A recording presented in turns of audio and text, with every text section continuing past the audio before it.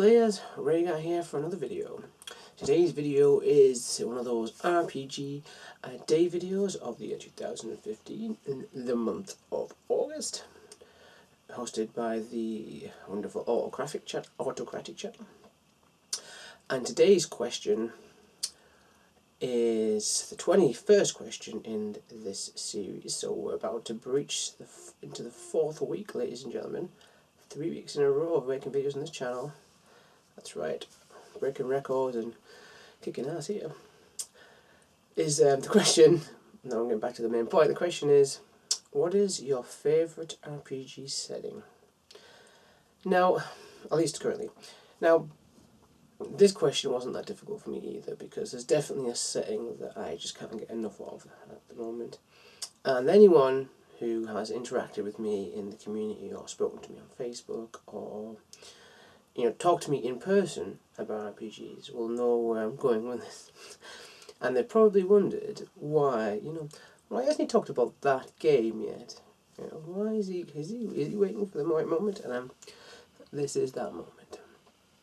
There is a setting that I just really love to get involved in and explore and sort of chew on the scenery and explore the concepts of it and the way that it's put together. And this game, as has come surprise to not many, is, where's the book? There we are. It is Baba, the Dresden Files, the role-playing game, the only one for this book. Now, why is this my favourite RPG setting? Well, I'm not talking about the mechanics. The setting itself is just a very solid world building, in my opinion. It's consistent, it's interesting, and it never contradicts itself. Right? So obviously these are based on Jim Butcher's novels, and the way that he puts the setting together about humanity being amongst all these supernatural creatures and organisations in a world that's getting darker and more perilous. But he never loses sight of how strong humanity can be in the Dresden Files.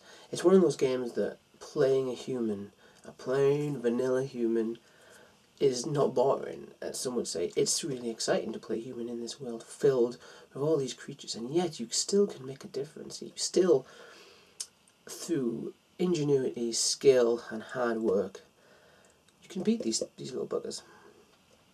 I like the fact that Jim Butcher's world takes the mythology and does interesting things with it.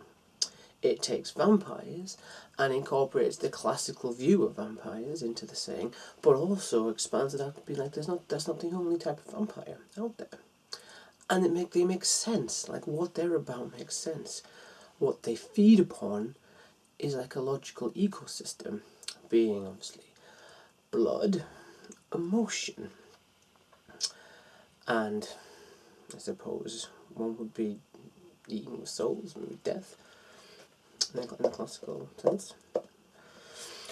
Things like how it takes strange things from previous supernatural books, like the idea of a threshold, and makes them make sense in this modern world. That even though not everyone can control magic, and magic does exist, not everyone can wield it, but people can project it, people can sort of give off magic radiation, as it were, because magic is what you are. Magic is emotion, magic is passion, it's hatred, it's love, it's hope.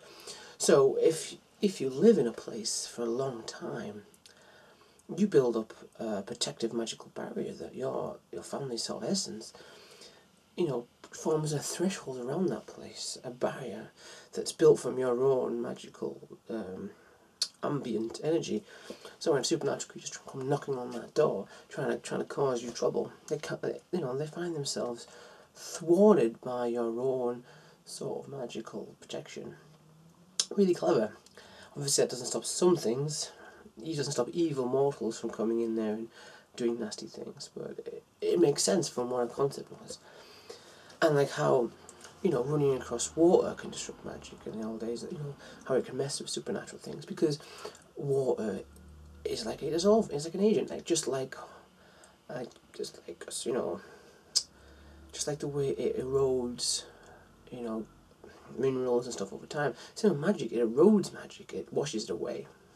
It has a logical kind of, even though magic does fantastical things, it behaves in a logical way in this setting. And I like that. I like that there's two forms of magic really that mechanic is represented, is that you can only control so much magic at any one point in time. And, you know, that's the evocation magic, that stuff that you can call upon and in a moment's notice and use and shape. But it's dangerous and it's very difficult to get any kind of long-term use out of it. And then there's thaumaturgy, whereas if you've got time to prepare, to work out how you're going to use this energy, you can pretty much do anything you want, assuming that you can work out how to shape it correctly and make it behave in the way you want it to behave, which takes intelligence, which is why it makes, you know, people who use magic and live tend to be smart. It makes sense. So I've got a lot of love for this setting, a lot of love for exploring the classical creatures and factions that have been brought in to this world setting and behave in an interesting way. I love how religion is represented, is that, you know, faith doesn't matter what you believe in. If you truly believe in something, that has a magical resonance and that is powerful and dangerous to things that are susceptible to that kind of raw, you know, no holds barred passion for something like that. And it's beautifully done. For like the races, you know, you can be anything you want. Pretty much any kind of transfer you can come up with can be made to work interesting. And one of the things that the setting really tries to nail home is it makes you care about the characters in this world. It wants you to have a stake in it. You're not just some wandering adventuring party. You have friends, you have family, you have something that holds you to the place that you're operating in, and it gives you something to fight for. And I think that's really clever, that it makes, even if you're playing a werewolf character or maybe a wizard who has this all kind of magical and, you know, fantastical things, that it still gives you something that makes you human, that gives you something that stops you from becoming some monster, which is what the game is always trying to sort of represent, is that the more you fight, the closer you become to becoming something that you fight against, you know? So you have to be careful that you don't overreach and fall and start to go dark.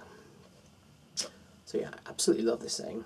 And, you know, I never get enough of it. You know, I've played in home groups with it. I'm running a group. I've been in 2 games in the RPG community online, and, you know, my appetite has not waned at all. I still want more. I still want to play more and run more. So, it can only be the Dresden Files.